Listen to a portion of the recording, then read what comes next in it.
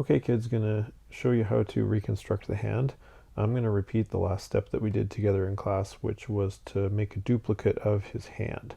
So I'm gonna make a duplicate of the JZ layer, and I'm gonna rename one of them so that I've got one that's called body and the other that's called hand duplicate. And I can rename it by double clicking on it. Now turn off the eyeball on the other layer, and we're going to make it so that we only see the hand. So I'm grabbing the circle selection tool and just dragging a box around the hand, and we want to hide everything else. So let's do select inverse. Notice how we've got the selection on the outside now. We can see the ants, and we're going to go edit fill. Now watch what happens when I click OK. Notice that everything else in the layer mask is gone to black and we see just the hand. Now we want to maneuver this hand so that it's on the other side. So in order to flip it from being a left hand to a right hand, we need to go back into that free transform mode. And that's the same mode as what we used to place the barbell at the very beginning. So this only works if you're on the second tool here, either the rectangle or the circle selection. Then you can right click on your hand and go to free transform, which will bring up the resizers, which we're going to leave those alone. But now if we double click again, we can flip it horizontally. And the reason that that will be really useful is now I have another hand on this side. Okay? And now we're going to maneuver this into the right location. And what we're going to try and do is we're going to try and line it up so that we match this point right here and this point right here. So really helpful to do this by zooming in. And now let's free transform it. And, oh, I need to zoom out so that I can rotate. So remember, rotating is on the outside. And as we start getting closer, let's turn down the opacity. And that way we'll be able to see it. I need a little more rotation. I need to get this to match with that. Keep rotating. And you can use the arrow keys on your keyboard as well to nudge it a little bit.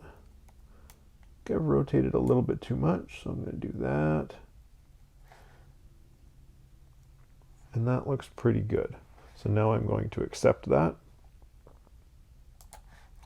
And let's turn up the opacity here. But we're going to move the hand underneath the body to allow the hand to shine through. Okay. Now let's start to hide the pieces of the hand that we don't need. We just need this part of the palm. We don't need extra fingers. So what we're going to be doing is we're going to be adding some more black.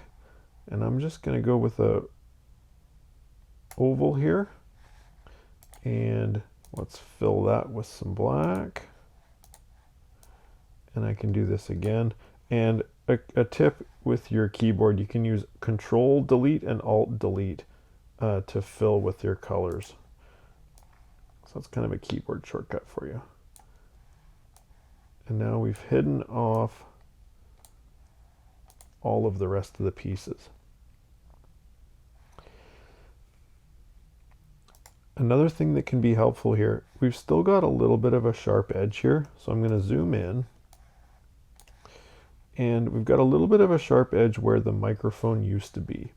So what we're going to do is we're going to fade this edge out here. And the way that I'm going to do that is with the brush tool. So this is tool number 9. So go find your brush tool. And again, you can set your size with the square brackets. But the trick to this is that we want to blend softly. So I'm going to turn down the opacity on the brush tool. So it's not going to paint fully. It's going to paint slowly. And we're also going to turn down the hardness here. Now watch what happens to the brush edges. So we're going to smooth out the edges by turning the hardness down to 0. And now set your brush to paint with black, so that when we paint into the layer mask, it's going to allow us to just slowly blend out this edge. Take your time with this. Do it slowly.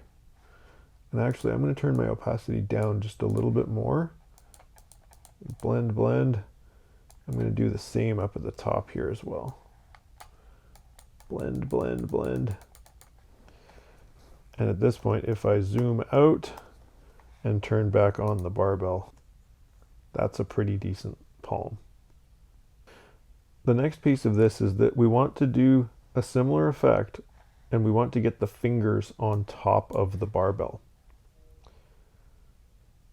So let's hide the barbell for a sec.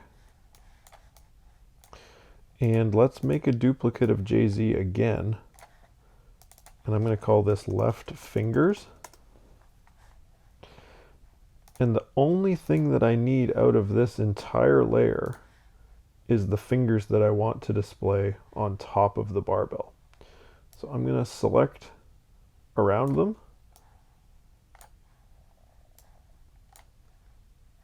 And now I can select the inverse. And I can select my layer mask and use fill with black. And the reason that we're doing this is now if I turn on the barbell, now I can turn on these fingers and put them above. And so that now starts to grab and do the same thing for the other hand.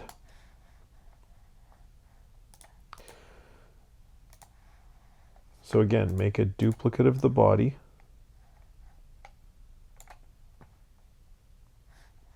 But all I need is the fingers.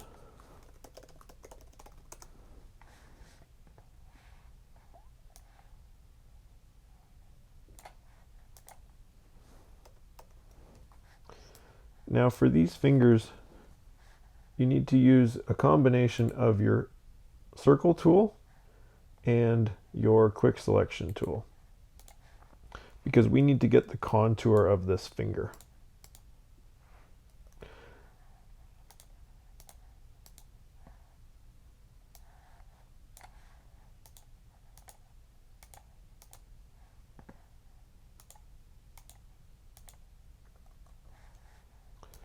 And I'm going to use the circle tool here and holding down the shift key to get a nice edge.